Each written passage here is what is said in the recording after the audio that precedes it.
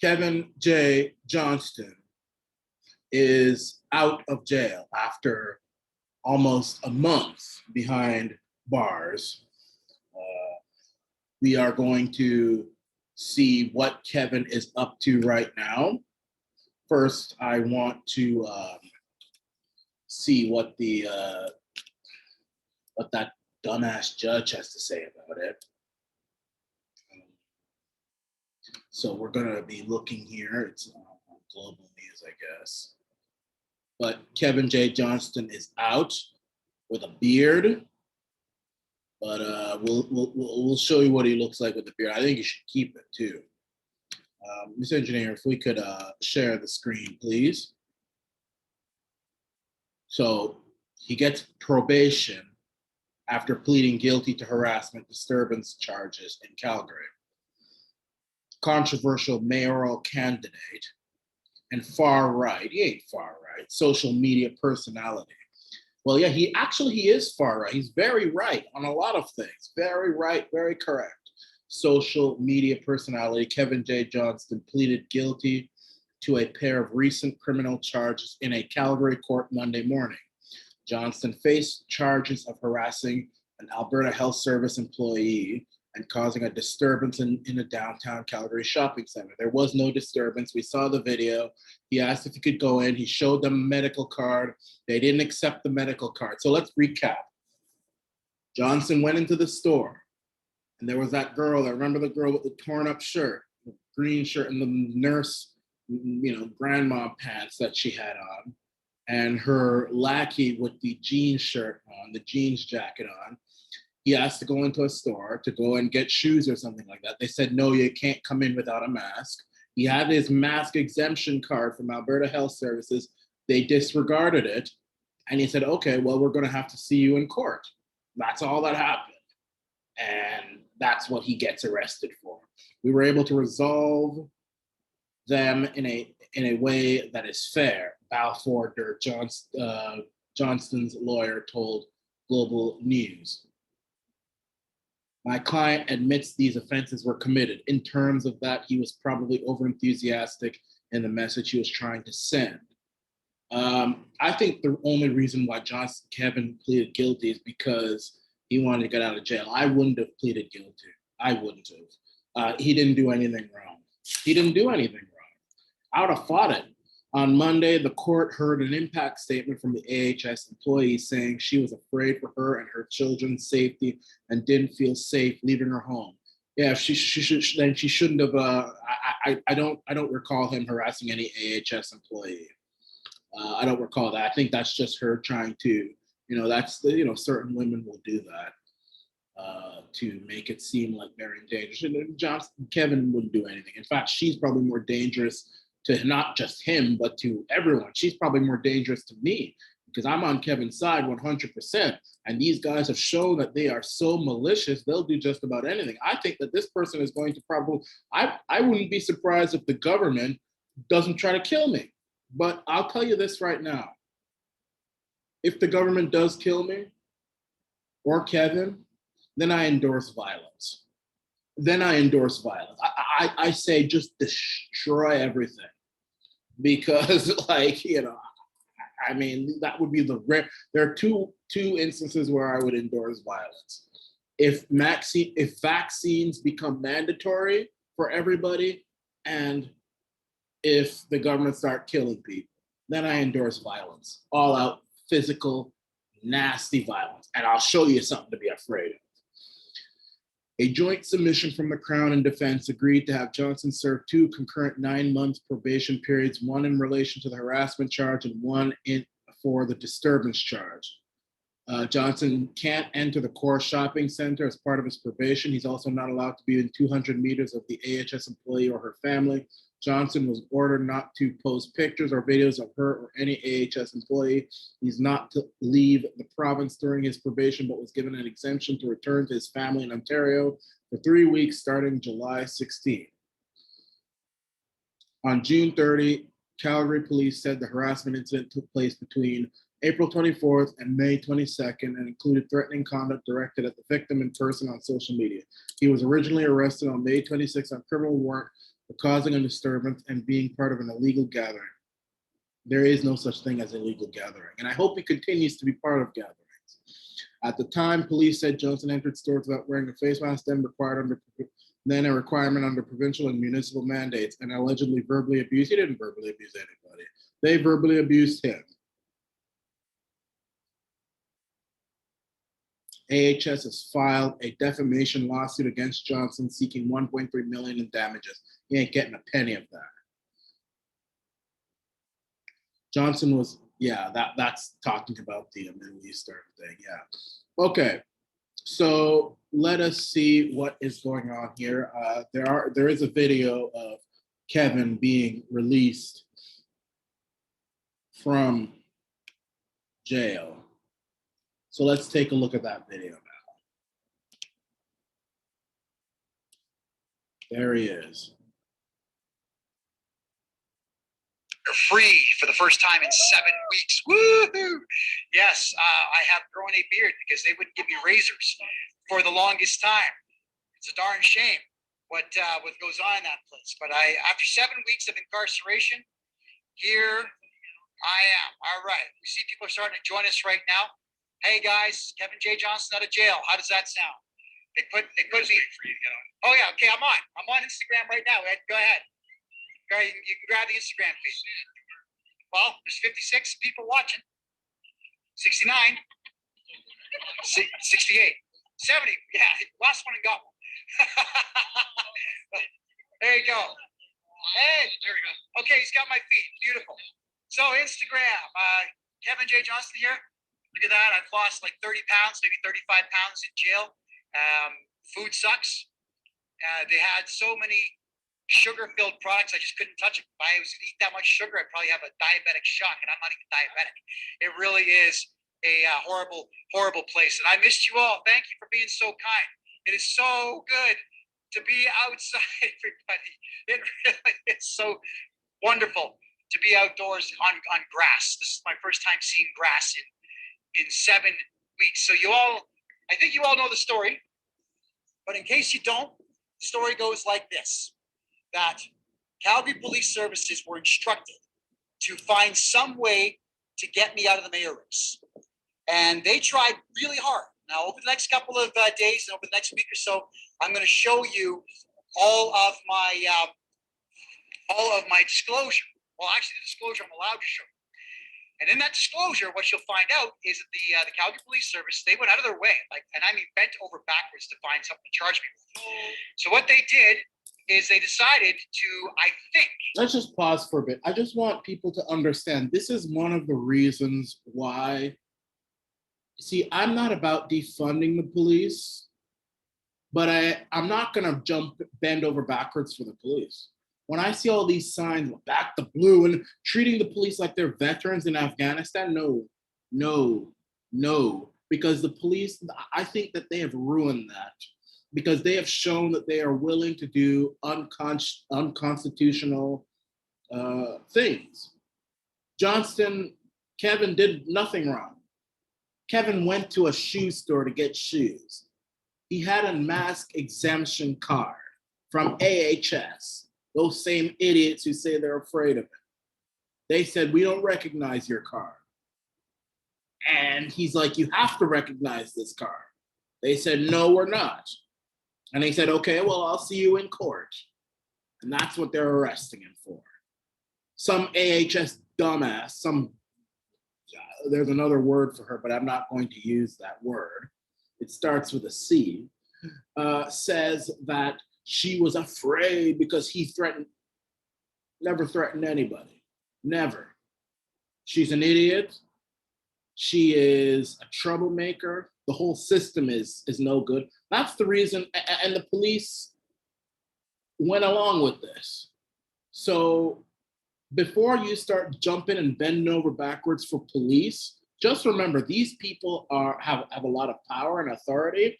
And I don't think people with power and authority should be overly worshipped, should be overly respected. I don't think so. I think you should always be prepared to check people in authority, no matter what, whether it's a president that you like or the police or whatever. You should always be prepared to check them. And I will never bend over backwards and jump up and down and be all cheery for police. I don't think we should defund them because they're necessary for a society, just like taxes are. I don't necessarily like taxes, but I know if we don't have taxes, things are going to be quite difficult.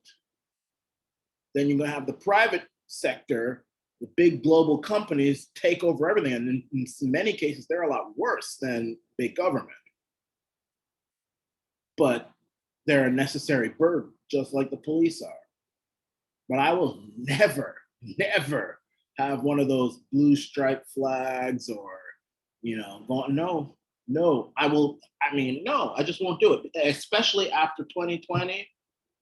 And after I've seen that they are willing to do anything that the government tells them, whether it's right or wrong, unconstitutional or not, against the Charter of Rights or not. No, I won't. I'll always be in a position to check and correct and to scrutinize the police at all times. We're going to find this out because I've got tort lawsuits coming up in the future. But I believe what Calgary police did is they coerced 4 young girls who are about 20 years of age to lie about me causing a disturbance in a mall.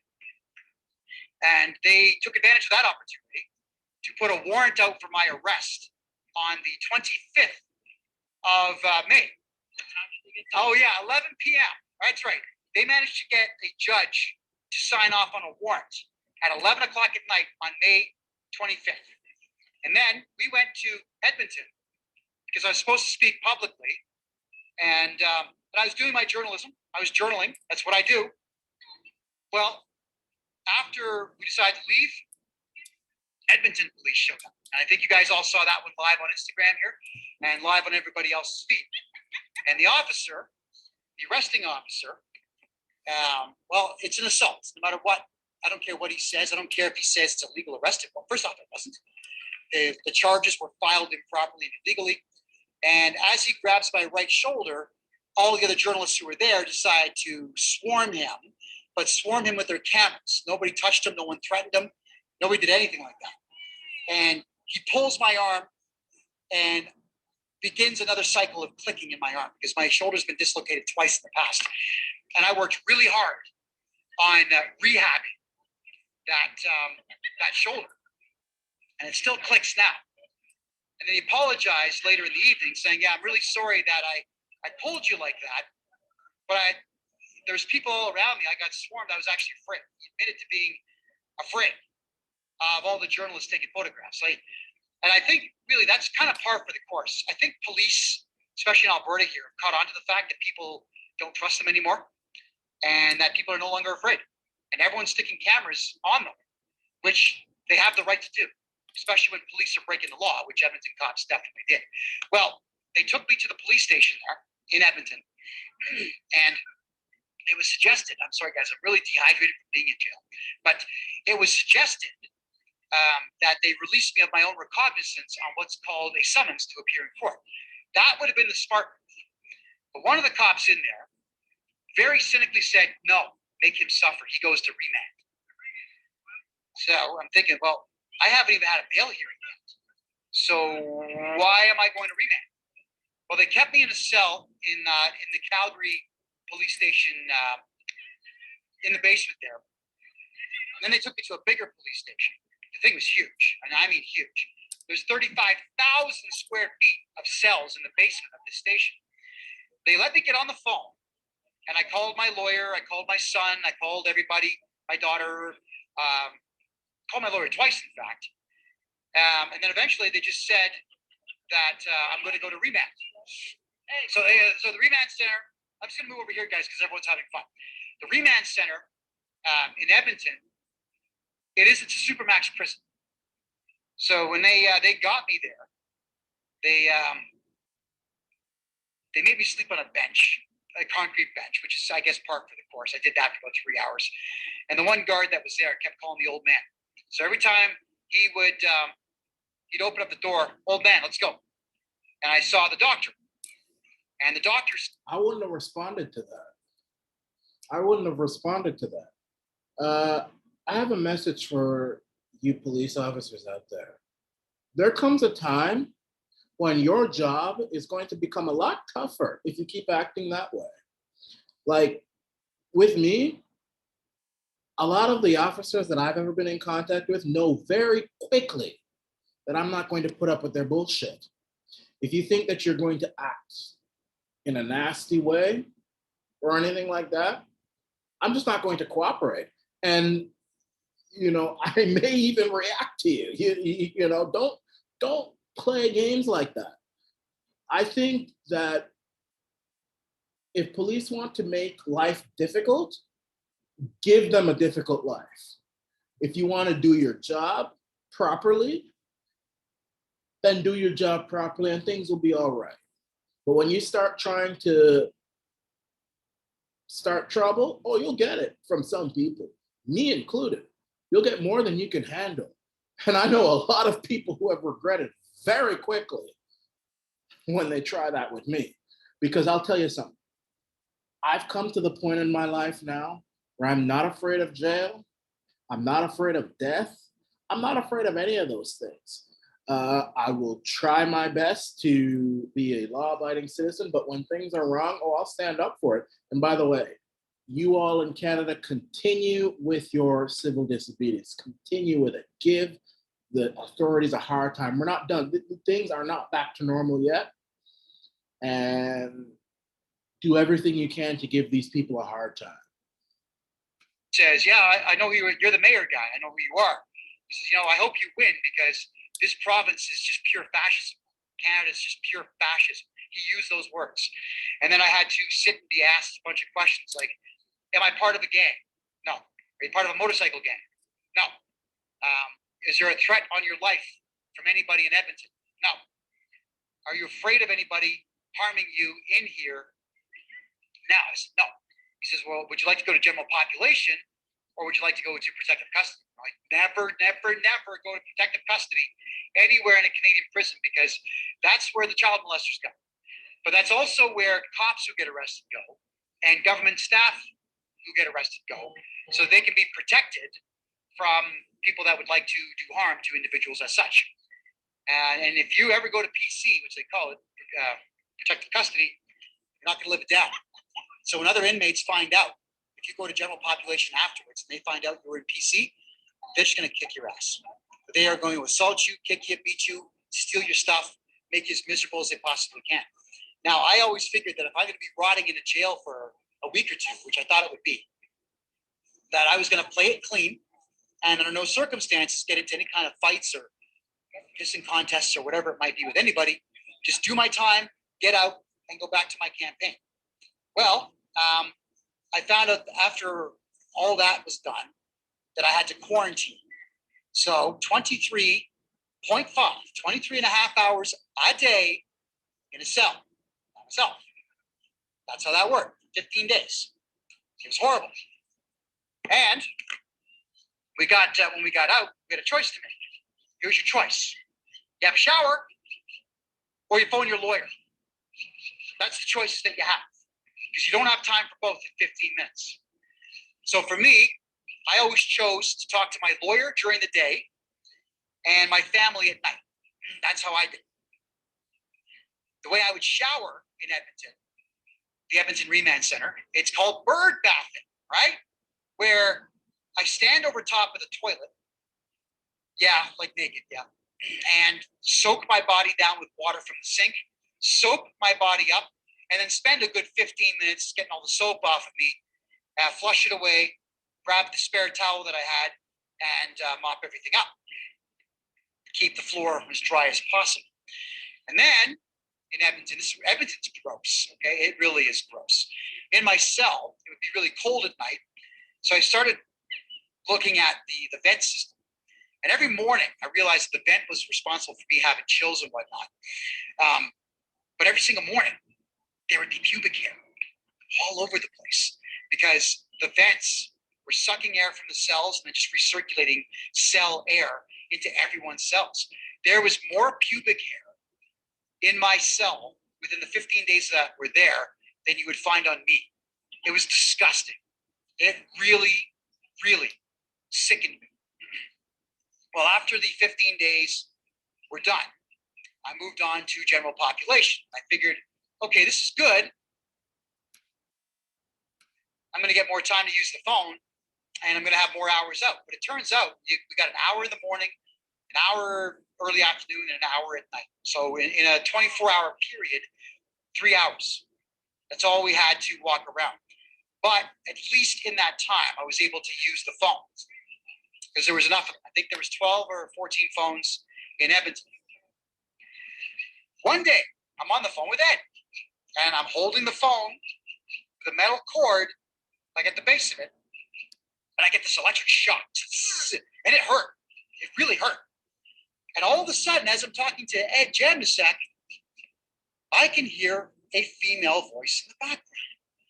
Kevin J Johnston is on the phone right now. Would somebody please start recording? I could actually hear them saying this in the background. And then I realized why the phone had zapped me is because it wasn't a shielded phone, it's stainless steel phone, but I had put my hand over on the steel railing and I made a circuit. So it zapped me, and all of a sudden I could hear the police or the sheriff's office there in the background speaking about the fact that I'm on the phone and that they were instructed to record my calls, listen to my calls, and so on. All right, so yes, everyone, I got out a couple hours ago. That's absolutely correct. And as for the trolls, ignore them. I don't even care about the trolls anymore. Trolls are going to troll. All right, guys, you don't have to defend me. Remember, the trolls are the ones that put a photograph of my dead son in my mailbox Christmas time of 2018. We're not going to give these people any power anymore. We're just not, okay? So if you, hold on. Guys, you gotta let Kevin go soon. You gotta relax. Yeah, well, I'm actually having fun. I missed this. You're lucky I didn't steal it. I'm having, but I am going to go play frisbee with the crew. That I am going to do in a few minutes. All right. When I got to Calgary, the pubic hair issue stopped. I'll tell you why. Because in the Calgary Remand Center, the air conditioner wasn't turned on. So the heat wave that hit us, we had no air conditioning in our cells at all. It was 85 to 90 degrees in our cells every day for the better part of a week, maybe 10 days. It was horrible. So we would soak ourselves down. My cellmate and I would just get wet, like just soak ourselves down and try our best to sleep at night. It's just absolutely impossible. Period. Oh yeah. I thank you for suggesting get a good dinner. I got myself a quarter pounder. I can only eat half. I got no appetite. Look that. Look. Remember I had that protruding belly and I had that big double chin? Look at that. I mean, it's all gone. I lost so much weight in this place because I couldn't eat this stuff. Now, as for all of you who are saying that you're angry that this happened to me, here's what I want you to do. Remain angry, but make use of the anger. Anger is an incredible motivator, but I want you to please make use of it. So let everybody know that Naheed Nenshi and Jason Kenney had me put in prison so that I couldn't run. They took me away from my own campaign for 7 weeks. That's a big problem. It's a big problem for democracy. It's a big problem for freedom. It's a problem for me, obviously, and it's a problem for Calgarians who are not going to get the opportunity to hear every candidate speak.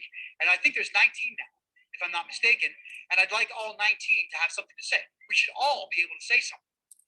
Now, I don't like a lot of them who are running, but I'm not going to tell them they can't speak, period.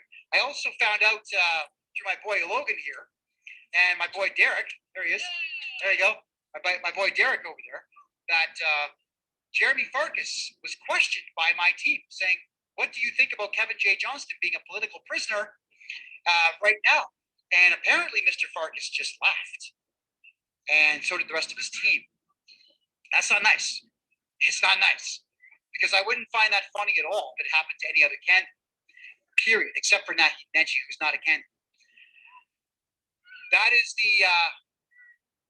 the state of affairs. All right. Smurfy, why is numbnuts? Oh, okay. If you want to talk like that, buddy, I'm ignoring you. In fact, everybody just blocks Smurfy 999, whatever it is. So, oh, I got there. More comments. Okay. Anyway, I'm reading your comments. I'm going to tidy this up pretty shortly here. All right. So the rest of this is on Kevin's Instagram page. You can follow him there. I can send the link on the top of the description there. He's out now, which is good. Everything is good. I will get in contact with him shortly. But that is the state of affairs right now. This is the